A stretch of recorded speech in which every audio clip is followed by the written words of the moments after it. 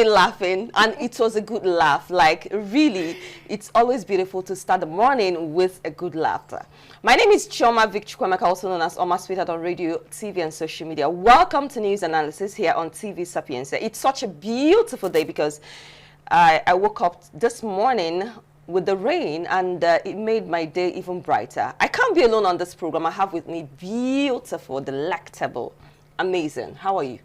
Good morning, Nigeria. My name is Adoma Ezukeke. Good morning, Oma. Good morning. Thank you. And you? I'm excellent. I'm doing so well. I enjoyed the rain. How about you? You enjoyed the rain? Yes, I did. Because when it wanted to rain, around 2:30 to 3. You enjoyed the rain because you live inside housing. That is why you enjoyed the rain. What about us? But we were thinking of how to come. Do you know, at the point I was thinking of how to come to work. You were not thinking because your house is shut. What about us? But I was still thinking because that will just come out. We'll just be thinking of how would I get to this office. But I was secretly praying that the rain would subside. And it did subside because I didn't want to come all the way with umbrella. All right? Okay. I had to trek. I had to do morning exercise. And I found out that it's been a long time since I did the trekking. You know, by the time I came up the hill, I was already panting. But I needed it. I needed that panting. Okay, so how was the weekend? The weekend was... Even though today is Tuesday. Was there anything eventful? I don't think so. It was just there. Just there. I think for me, the fact that dollar is... they said Naira is appreciating, dollar is falling, but it's not reflecting in the market. My goodness. I thought I was talking with particular someone who sells stuff in the market, and they said, as in honestly, that some of the things they bought it at a high price. They bought it when the dollar was 1718, and now the dollar is falling. They can't go back to sell. It can't fall until they finish whatever it is they bought and they stocked. As the dollar is reducing, a lot of persons are really angry because these persons they thought dollar would get to 3,000, 4,000. Yes. I saw some persons saying it like they thought, okay, you know, some persons, they have investments in dollar and they feel like, okay, since dollar is increasing, let them keep buying so that their investments will keep increasing. But shame on them that finally dollar has reduced. And are you a hater? I am not a hater. I'm just trying to tell them that they should actually use their senses because we are in Nigeria. A lot of persons are suffering and you're there telling me that you have investments in dollar. See your eyes. anyways, we have even while we still wait for all this whole thing to really reflect in the prices of things in the market, we do hope that things will get better, you know. Exactly. And moving forward, we have a couple of newspapers to review this morning for you. We have the Vanguard, we have the Punch, we have the Sun. Which other ones do we have? The Daily Trust and the Daily Post. And of course, the Guardian as well. Yes, and this day. Okay, so we are starting immediately with the Vanguard newspaper this morning. Forex losses hit currency dealers as CBN slashes BDC rate to 1,117 naira 0.5 kobo to a dollar. Things are getting better, right? Yeah, because as at the last time I checked, it was 1,250, but today 1,117 naira 0.5 kobo to a dollar. I think, hopefully. But let me tell you a secret. Someone said he made the dollar reduce. Your favorite man of God. Please, Adoma. Please. But whoever that is going to help us make the dollar. Please. The person should go ahead and do it. I was just thinking. There's this, you know, this is the time of onions, right? Okay. A bag of onions, that is the short one. The short bag of onions right now, that's the one that is available right now. As at 3 years ago, it was 7,000 naira a bag. 2 years ago, 15,000 naira a bag. Right now, as I'm talking to you, it's 30,000 naira a bag. Okay. Doubled. Check out. Every year, it doubles the price. Every year, it doubles the price. So I was just thinking, how far things have changed from 3 years to now. So if this dollar is going to keep reducing, such that things, the cost of things in the markets will keep reducing, I think things will be better. And we'll get to that point where fuel was sold for 190 something naira or maybe 200 naira. You know, some of these traders, market people, they increase those the goods by themselves. You know, I just discovered that when during that period that we are selling Indomie 20,000, 22,000, 18,000, 19,000, I just discovered that a lot of persons got angry and they were arresting a lot of persons because what are you, and we discovered that that people that are supplying these marketers are not even putting prices to it. They are the ones doing it. If they buy for 10 naira, they will go and sell it for 100 naira. Jesus Christ, that's wickedness. We actually do hope that with this whole dollar falling, it's going to reflect, because that will be when the common man, the ordinary person in the streets will get better. I pray so, because in Nigeria they say anything that goes up doesn't come down. It is coming down. Because the last time I bought, let me shock you, I bought cabin. There was a time I went to the market. I bought cabin biscuits for 1,100 naira. This, and I'm not buying from retailers. You know, when things like this happen, you find a way to help yourself and your family. I buy from people who supply to retailers. Okay. So whatever price they give me is what the price. As in the cost price. So that time, cabin biscuit, 1,100 naira. This cabin biscuit that the last time I bought it was 550 naira. But the other time I went to the market to buy it, it was 900 naira. And I was not telling her, it has reduced the price. She said, yes, it has reduced the price. Spaghetti, I bought it, I went to market to buy it that day. It was 1,000 naira. The other time I went to the market to buy it, it was... The other time I went to buy it, was 850. Okay. So you see, certain things are reducing, certain things are not reducing. And it is very important to note that some of these traders in the market, they sell according to what they bought. Just like I told you, most of them bought these goods when dollar was at 1,008, 1,007, thereabouts. And some of them will insist on making sure they sell out all those stock before they buy new ones. Hey, that is Nigeria. All right, moving things along. How Shaibu's quest to stop impeachment led to his ouster. Okwama, March 14 killers wore military fatigues. That's what they said here. Eyewitness. I think they wanted to write camouflage, obviously. Nigeria's inflation rate to remain high in 2024, according to World Bank. Oil for cash loan, Nigeria to get $1 billion from Afrexim Bank. Energy crisis, more problems for households, others as cooking gas price rises. Tariff hike, NSE seeks stiff sanctions for defaulting discos. Experts give insight on retirement planning strategies for Nigerians. AI will enhance profitability in insurance sector, according to NICOM. 86 traders affected in Lagos market fire. And I will finish Obaseki's second term strong. Edo Deputy Governor Omobayo Godwin vows. 60 reps demand immediate resignation of PDP chair Damagun. Things to know about new Edo Deputy Governor Omobayo marvelous. Edo Chief Judge swears in 38-year-old Omobayo as Deputy Governor. And still from the Vanguard newspaper. I think that will be all from Vanguard newspaper this morning. Okay. All right, from Vanguard newspaper, we move over to the Punch newspaper. Federal government to engage 10,000 youths retirees. 10,000 youth retirees for tree planting program minister. Government abducts Rivers ex-governor candidate. Kill 2 loyalists.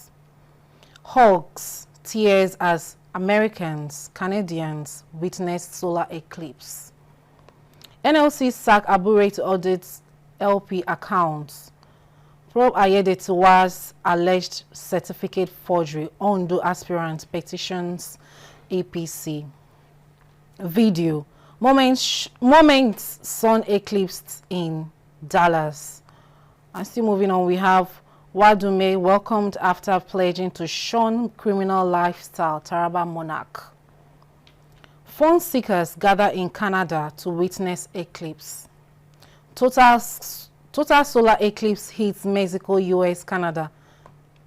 Ayeditiwa threatens lawsuit against lawyer questioning certificate.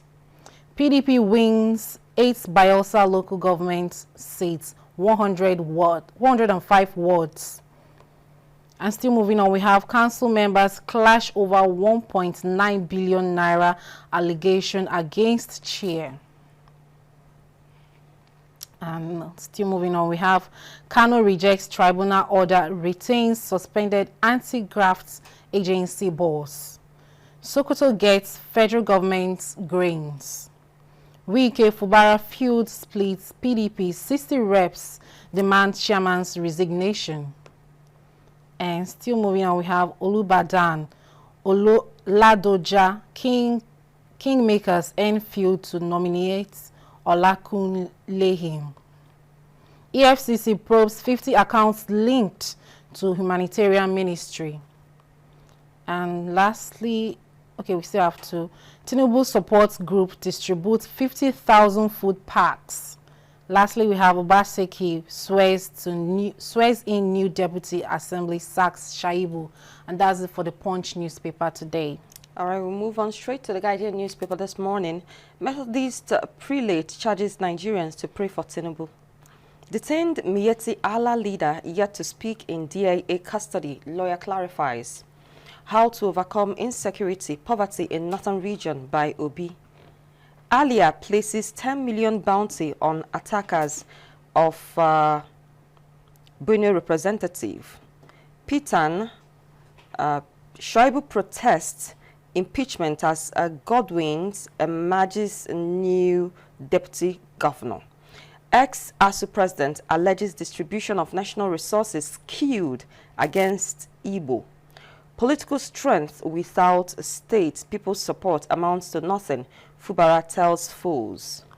Ohaneze insists next president general must come from Rivers. UNDP offers 200 million Nigeria support to Bayelsa MSMEs. NAFDAC urges increased exclusive breastfeeding. And federal government distributes 42,000 MT of food to vulnerable Nigerians. Panic in Lokoja over possible Lassa fever outbreak. And that'll be all from the Guardian newspaper this morning. All right, from the Guardian newspaper, we move over to the Sun newspaper. Salah, new moon not sighted. Fasting continues today, NSCIA. Federal government launches live tracker app for Nigerians to report ministers and others. Gavi pledges more vaccine support to Nigeria. Women task Tinubu on 35% affirmative action. And still moving on, we have governors on ending feud with procedures. And still moving on, Operation Delta Sanity, how the Nigerian Navy is scaling up fight against oil theft. LP NLC rift, Obi calls for reconciliation. And still moving on, we have LP crisis. Abure supporters storm NLC meeting venue to protest. And FCMB firm app on sustainable manufacturing. AI impactful in printing press JP Morgan. And lastly, we will lead charge for Igbo emancipation in Nigeria. Awuzie new ADF president. And that's it for the Sun newspaper today. All right, we'll move straight ahead to Daily Post newspaper. Tinubu keeps mum as Nigerians suffer outrageous electricity tariff hike. PDP reps minority caucus disowns Ugochinyer's coalition, issues strong warning. Reverse outrageous tariff hike, electricity workers tell Tinubu. Governor Alia condemns attack on Rep Wombo's residence, places 10 million naira bounty. Electricity tariff hike, discos blame TCN for inability to supply 20 hours of power. Still from Daily Post newspaper this morning, breach of peace, court acquits Ekiti PDP ex-chairman Adesanya, 4 others. Ida Fitri, Governor Reda, pardons 222 inmates in Castina. Tinubu approves establishment of National Health Fellows Program. Interesting. Olubadan, Ladoja reportedly agrees to withdraw case against Oyo government high chiefs. And Edo impeachment, I never envisaged having 2 deputy governors, Obaseki. Group tells Aiyedatiwa to come clean over certificate controversy. Ondo, Akinterewa, Aiyedatiwa Bika over attacks on supporters' billboards. Alleged forgery. Fielding candidate with baggage will lead to APC's defeat in Ondo, according to Edema. That's it from Daily Post newspaper this morning. All right, from the Daily Post, we move over to Daily Trust newspaper. Makinde vows to prosecute immigration personnel who assaulted traffic officers. Police uncovers plot to cause mayhem during Eid al-Fitr in Kano. Police ban horse riding in Niger. NCAA unveils new dress code for officials. Reps will intervene in electricity traffic hike. Kalo. Beta Edu, 30 billion naira recovered, 50 bank accounts under probe, EFCC. Southern declares Wednesday Eid al-Fitr. Why Obaseki chose me, new Edo deputy governor. And lastly, we have Saudi Arabia declares Wednesday Eid al-Fitr. And that's it for the Daily Trust newspaper today. All right, we'll move straight ahead to, finally, today's day newspaper. CBN bans use of foreign currency denominated collaterals for Naira loans. Federal government unveils Citizens Delivery Tracker app for inclusive governance. End of confrontation in Edo State as 38-year-old new deputy governor is sworn in. Presidency chastises Atiku over remarks on Lagos-Calabar Coastal Highway. Finance Minister, federal government has paid 4.83 trillion naira of ways and means advances. 60 PDP lawmakers threaten to quit party over third LG caretaker committee list, demand Damagun's removal. And Edo gets new deputy governor Omobayo.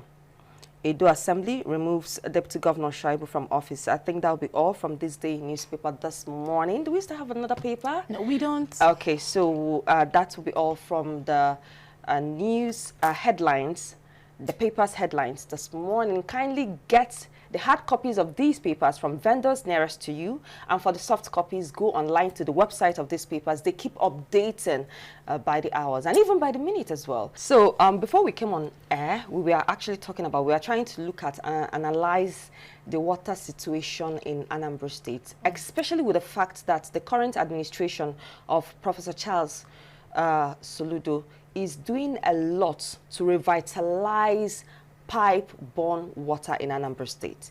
And according to, there's been a lot of research of abandoned water projects in Anambra State. And we don't want to go up there. We just want to be on the surface where the layman can actually understand what we're saying. I was asking Adoma, you know, because if you go into Walewo, I don't want to talk about Okpoko because Okpoko is a slum. I mean, like a slum. If you go into Walewo, if you go into Ajasa, Egerton, Ose, if you go into some of these inside Onitsha, I'm talking about Onitsha here, inside Onitsha, you see a lot of persons going to fetch water from people who own boreholes, even within this federal housing estate. I think I've seen something like that around Awada too. Good. Even within this housing estate, this housing estate where we are right now, when there is no light for like a day or 2 days, even when there is light, I've seen also there are in still housing too. households. There are still households. You know, there are shanties in this federal housing estate. Yes, there are. There are shanties. There are houses where it will beat your imagination to know that even within the midst of very privileged Nigerians, because it's expected that people who live within housing estates are privileged Nigerians. Within the midst of privileged Nigerians, there are still shanties. Within this housing where we are right now, there are places that are shanties. What do I mean by shanties? These are uncompleted buildings. Uncompleted buildings, not the people staying there are not the owners of the house, right? The people, even along this street, this Sapienza Street, there are uncompleted buildings where people just, they see it's an uncompleted building, they just go in there and they live with their families, right? They just use zinc for the windows, you know. It could be a one-story building that was just roofed. They would just use zinc for the windows and they are there. There are places like that, a lot of them, a lot of people. Now, these kind of persons, how do they get water? They get water by going to neighborhoods who have boreholes, okay, that are willing to give them water, right? And they take water from them. Now, this is the situation of federal housing estates here. But there are other places where you pay. For example, in Egerton, there are places where you pay to get water. A jerry can of 25 liters sells for like 100 naira. Yes, sells for like 100 naira, yeah. Then there are we call them the abokis. There are the abokis who help people to fetch water. They carry their wheelbarrow, and in that wheelbarrow they have like 6 or 8 or even 10 jerry cans of 20 liters or 25 liters. Now, a wheelbarrow costs 800 naira. You pay at the aboki 800 naira. That's how they get water. That's how some of these households get water. Adoma, it will shock you to know that there are still spring. Yes, there is the Nkise spring, all right? It's water from the rock. It's around, you know, Nkise. There's a spring there. And what I've learned is that that particular spring is drinking water. It's water that you can actually drink. It's been renovated such that people can actually go there and fetch water. Now, I'm just wondering, the state government led by Professor Charles Soludo said they are doing so much to revitalize pipe-borne water. My questions are, if this pipe-borne water, because he's working on it, like the last time he was in Okpoko, and he said very soon that they will start enjoying pipe-borne water. I told you that recently I visited Okpoko. In fact, it was 2 weeks ago. All the while I've been going to schools, but this time around we decided to get inside Okpoko. And I was sharing with you the fact that the places they live, like they live face me, I face you. And that is where you see face me, I face you for what it really looks like. A situation where, as at that afternoon we went there, we saw children that were beaten outside.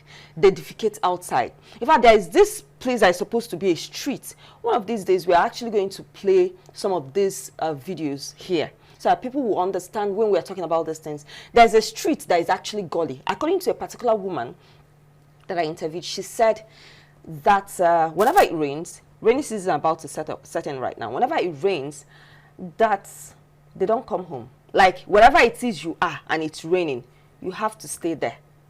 That last year, 2023 rainy season, that about 12 children were drowned as a result of the gully. Now, we're talking about pipe-borne water. In fact, in that environment, of course, they go to fetch water. They fetch water from places. And amazingly, there are still big houses in Okpoko. There are still, when you get there, you're still going to see 4-story building, 3-story building. These are still human beings. You know, Okpoko is such a place that houses the rich, the poorest of the poor, the average, all manner of individuals are there living in that area. But we are asking, how is the last time I checked, if you're talking about water corporation, that was when I was in secondary school. That was 2000, I left secondary school 2003. The last time I heard about water corporation, about the workings of water corporation, was at that time, when I have classmates whose parents are working in water corporation. And even at that, when was the last time you actually saw pipe-borne water anywhere around Anambra State? I think the last time I saw that thing was when we newly packed into our house. That should be around that 2002, 2003.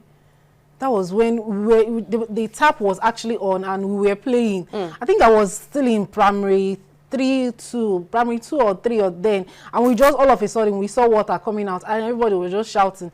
And that has been a very long time. And since then we did not see it again, and that was how the water disappeared. And talking about these things, you know, as you were talking, I just said remembering the places I've been seeing a lot of persons carrying wheelbarrow to fetch water. I just remember there's this place that I once in a while go there to like weave my hair around you know, this Okolo Street. That's one Kanayo hospital around that side. And around that side, I know there's a borehole around that side. I usually see small children, they come there to fetch water.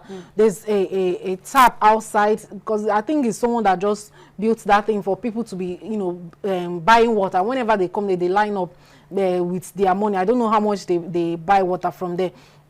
And you see this kind of thing. And while you were talking, something struck me. I was like, okay, if they actually do this thing and eventually it's working, what about the people that are already using the borehole? Yes, is it going to still work for them, or is it that they will stop pumping water with their lights? That was what I was just thinking when.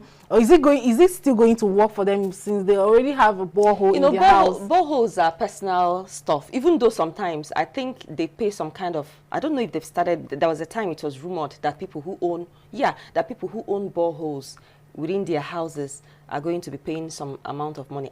There was a time it was rumored. It was actually a rumor. But I don't know. But the thing is this, fine and good, it is a laudable project, right? Because it's going to solve the water challenges of a lot of persons. It's going to solve it. But sustainability. Exactly, because there is an Igbo adage. Who is going to monitor it? Exactly. Who will monitor it? Sustainability, you know, okay, there's this, you know, there's this, I don't know if you've seen that kind of, it was in Bauchi, you know, I served in the north. That kind of, there's this kind of water system that the government usually provides for, is a funded program by USAID. They do it like this. I don't know if you've seen it. Like, the thing is something like it's standing and it has a handle. Okay. When they are pressing it, water is coming out. I've seen it. I saw that thing. That thing is situated in Obuko group of schools, right? Yes, it's there. But no water is coming out. Water doesn't come out. The last time I saw that thing was when I served in Bauchi. That was 2008. 2008, 2009 was when I served in Bauchi. That was when I saw the functionality of that thing. That was when I saw it functioning. All right. And wherever you see that thing, you find out one thing. It doesn't work because there is no sustainability. There is nobody taking care of it. There is nobody taking accountability of, if it spoils, how are we going to fix it? Now the question is, fine and good, the government of Charles Soludo is coming out with this laudable project, which is beautiful. It will provide water for a lot of people, for communities who don't even have access to water. There are communities in this Anambra state that don't have access to clean drinking water. Sometimes people in riverine area, even though they are surrounded by water, they still don't have access to clean drinking water. Exactly, because you know, we're talking about maybe all this. I can remember one time I went to Transinkisi to visit my sister, and I actually slept over there. At night we came out. I saw small children, and there was lights. I saw small children carrying out this gallon and buckets to fetch water. They came out from an opposite building to go to the other side to, you know, fetch water. And I was like, water is everywhere. It's been long I'm seeing this kind of, I thought this place is kind of a developing place. Now where you see these kind of things, maybe all these Oboko, Awada places. I was really shocked when I saw people carrying buckets and gallons to fetch. Here. Yeah, I've seen within here. If I'm coming to work, I used to see some persons crossing the main road to go and fetch water across the other, you know, building. And this thing baffles me a lot, because I ask myself, in a place like this, in a place like a federal housing like this, you still seeing people carrying buckets up and down, and this shows that it's not everybody that has money to open that borehole. Sure. To dig that thing, you know, because I can remember there was a time they said when you want to open it, you have to spend some millions. So much, a lot of money. A lot of money to open it. And a lot of persons, you know, they don't even have such amount of money. They keep buying water. And even tankers. So I think this whole thing is going to help. I pray so. But the challenge, the maintenance. Who is going to watch over it? Watch over it, maintain it. We know it's public facility. Somebody should ensure that exactly it is well kept. whatever it is they situate, because there's the way it's done usually, where there's always a particular place where everybody can just go and fetch water from, you know. And over the past years, there was a time during the Obiano era, there was a time there was this inauguration of a particular water center. I think that should be in Nanka. So, and I asked questions to the locals. What I gathered was that immediately oh my goodness, that immediately the governor, after he finished the inauguration and left, that's, my God, that particular water, whatever, stopped running. That it only ran because the governor, just for that day, that moment, the governor came to do inauguration. Let's not say that day, just that moment. That moment. You say that day, because immediately the governor left. It stopped. It stopped. So that's why I'm talking about sustainability, right? And ensuring that the water, when it's revitalized, when it starts working, it will serve the people. And again, will it be paid for? Like, you know, certain time, there is nothing that is actually free. Something that is free was paid for by someone. Okay? Now, the people that this water is meant for, you know, there used to be a time when you pay for water.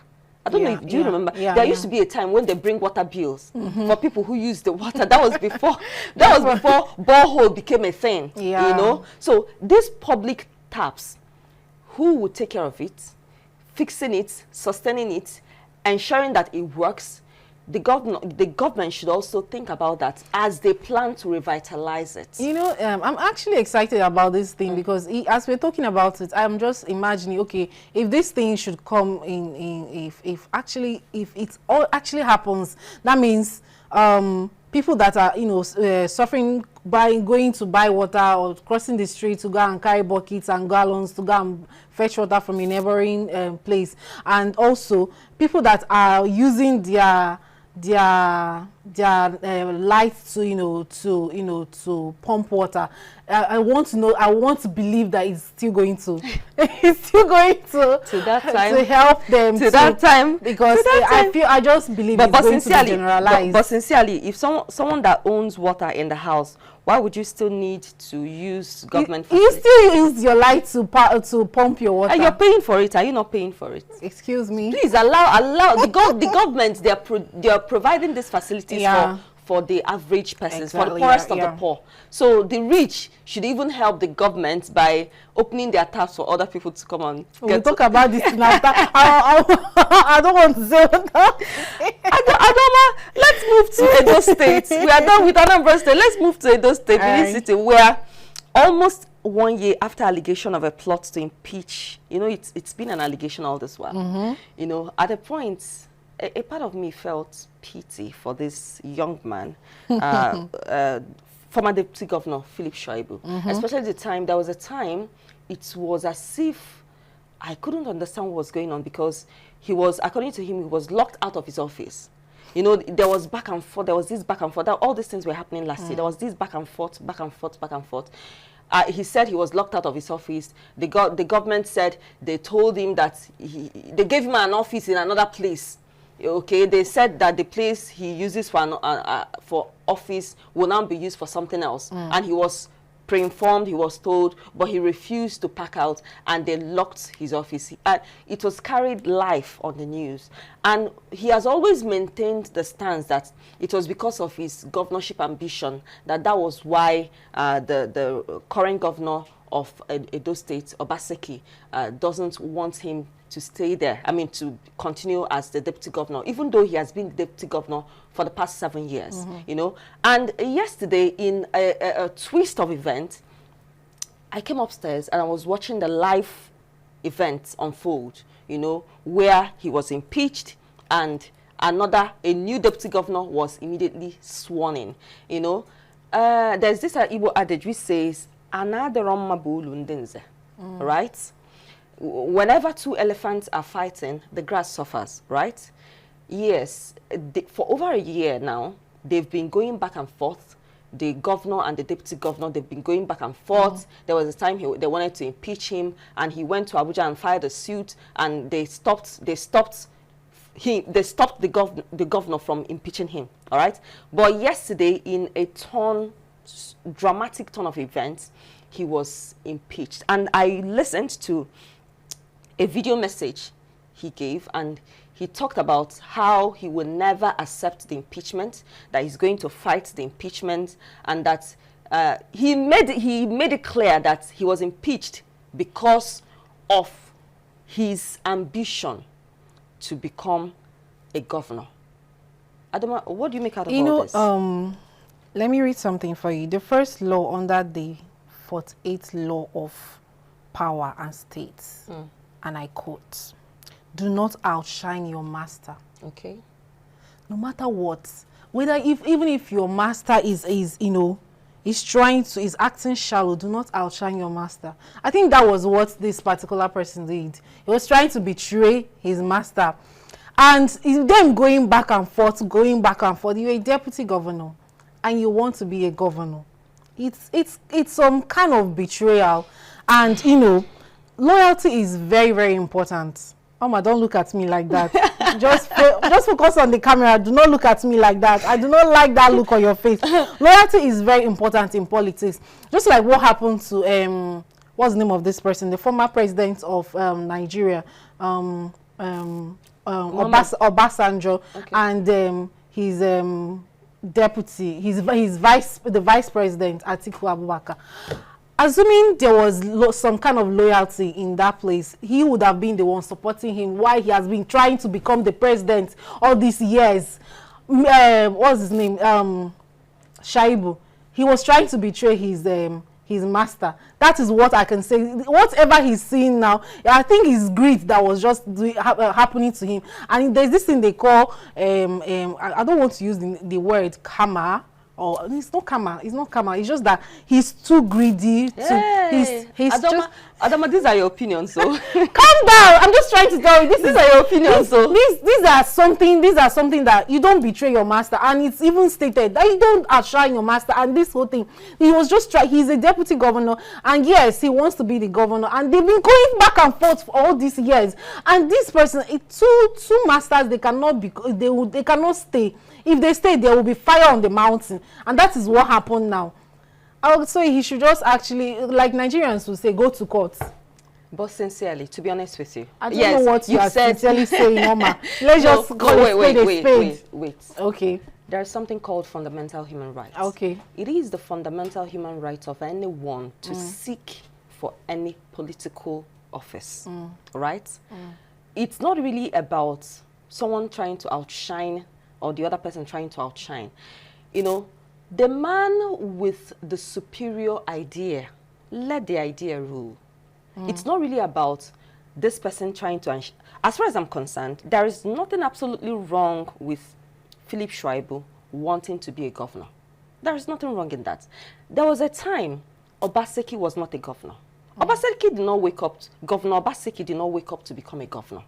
There was a time he was aspiring to be a governor, and he was given the opportunity to become a governor, right? He contested for an elective position, and he won. The least he could have done, if we are going to, because we are looking at the human angle, we are taking it from the human angle, right?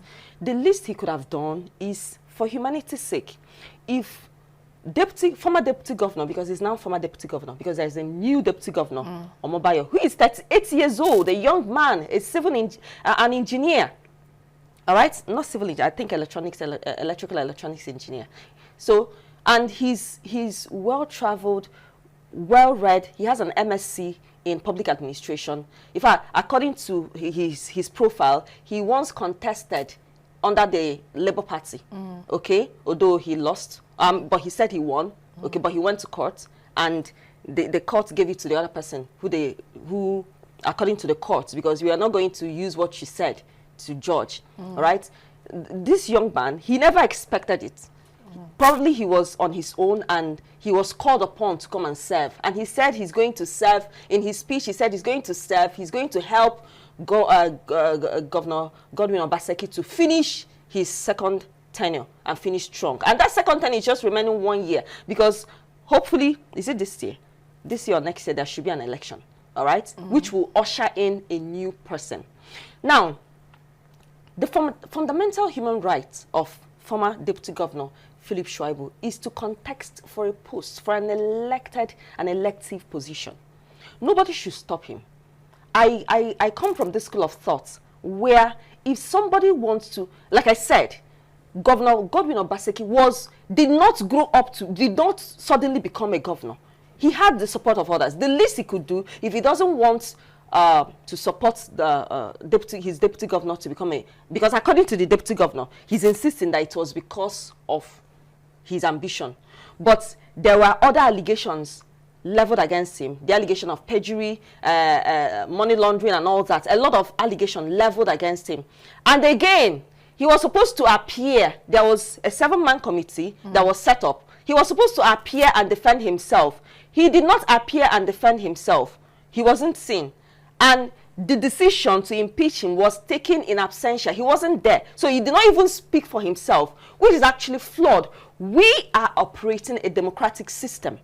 Whether the 48 laws of power states whatever or does not state whatever, it is the fundamental right of this young man to want to aspire. For crying out loud, it is his right to want to aspire for something. He shouldn't be stopped. Although, like I said, this is his stance. He believes it's because he wants to be governor. But let's not forget that if he wants to become governor, it is the people that will vote for him, right? So why don't you allow him?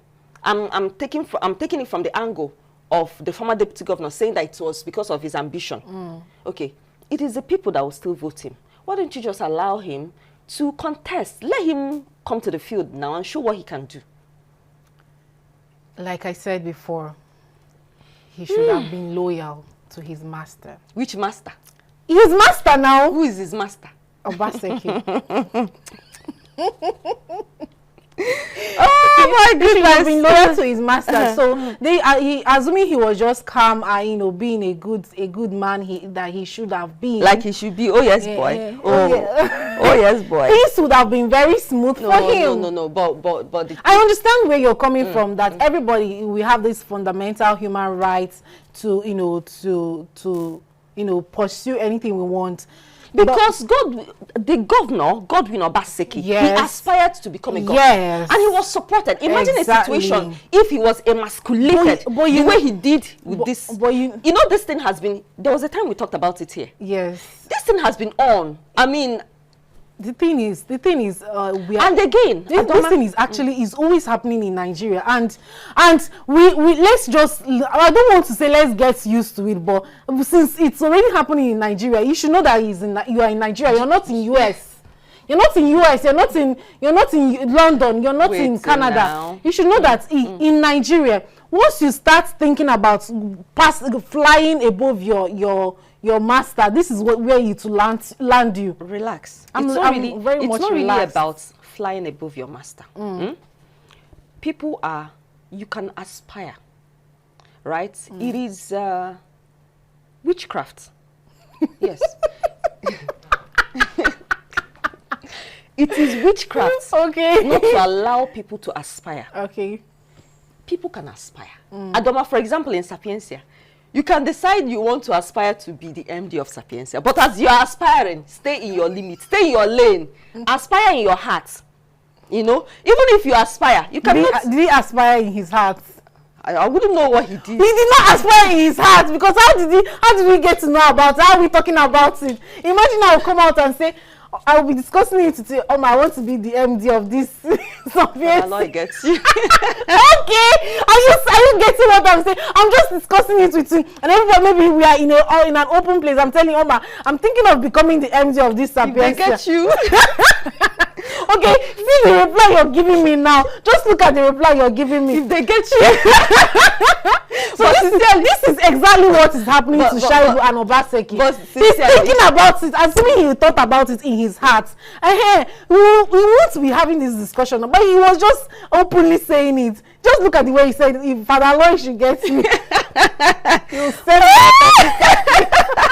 Oh my goodness. But sincerely, moving things along.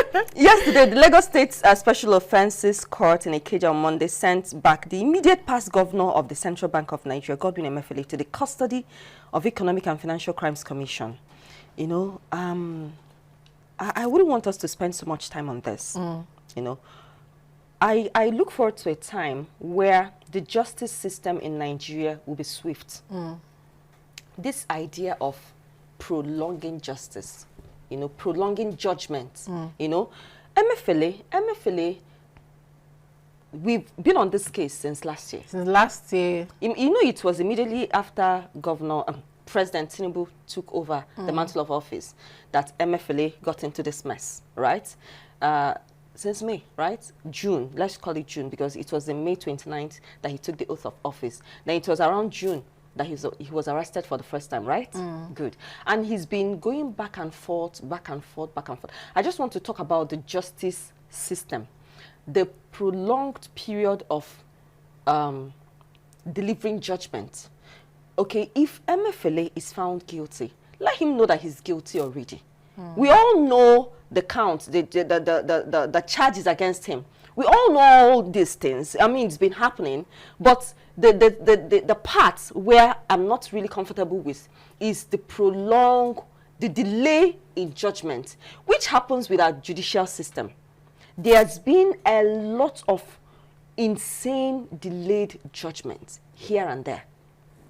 This is a federal matter, right? This is a federal matter. You know, yesterday he was now taken into the custody of EFCC yet again. For I think they said he was remanded for another 26 trials. My goodness, you know, this particular thing. If someone is guilty, let the person know he's guilty already, and let the person face the punishment already. I mean, they should stop wasting our time. As far as I'm concerned, that is one thing about this EFCC. I saw one thing that was written from the EFCC. They said one thing about the media is that they keep rushing them to bring justice, to tell them what they are going to do, but they don't want to calm down for us to do our job. That's, you know, this whole thing is that this particular man, he checking from last year how he thinking about how he frustrated our lives. Is it last year or 2 years ago during the election? Last year during the election. That was... We are in 2024. The election was 2023. It's actually... This is April, right? Yeah, this is April. It was we're just recovering. She just brought out the new currency and everybody was killing themselves. But he was backed by the government in powers at that time. But do you know the funny thing is that they are just, you know, trying just one person, but he got those orders from someone, from a higher authority. And there are people he worked with. And there are people he worked with. Why are they just only on one person? If the presidency as at that time did not support what he did, he wouldn't have done it. He wouldn't have done it, because why is the former president Buhari not in the midst of all these things? Don't look at me like that. You want to fight your master? You want to fight your master? I'm not fighting my master. I'm just trying to tell you that if they're trying to, you know, to fight one person because he did not just wake up and make those decisions on him. He brought it to someone that is superior to him. You know, at a point, I used to think that this man sees himself as a god. He was actually a mini god. No, he was just seeing himself as an assistant god, because I will not say as a god. He's an assistant god because the main god is Buhari then. That was why he's an assistant god. So that was why he was actually doing all those things without... There was even a time he came out and said he has no good news for Nigeria. How dare you? How dare you? And to think that we've 1 year, how time flies. And we're all recovering. Like, do you remember how even... women were even carrying, people were carrying women to, you know, to take them across the banking this thing for them to, you know, to go and get their money. Oh my goodness, what happened last year was so funny. I've forgotten it so much that I thought it was so draining that when you think about it, you get so frustrated. It's well. We just hope that things will get better. Just like we said when we started this program, the essence of what we always do here is to bring out these things to you, analyze them, bring it to the table for you, for us to look forward to a better Nigeria and a better future. I will always say it here, your mental health is important. In the midst of all those things happening, try as much as possible to maintain peace within your heart, peace within your soul, knowing that your mental health matters in all these things. Thank you so much for joining us this morning. Thank you so much, Adoma. It's always a pleasure doing this with you. I know, right? My name is giving me that side eye. It's called bombastic side eye. All right, ensure that you have a great and amazing day ahead of you. My name is Choma Vicchukwemeka, also known as Oma Sweetheart on radio, TV, and social media. Bye-bye. Always learn how to put a smile on your face. My name is Adoma Izokeke. Thanks for watching. Bye-bye.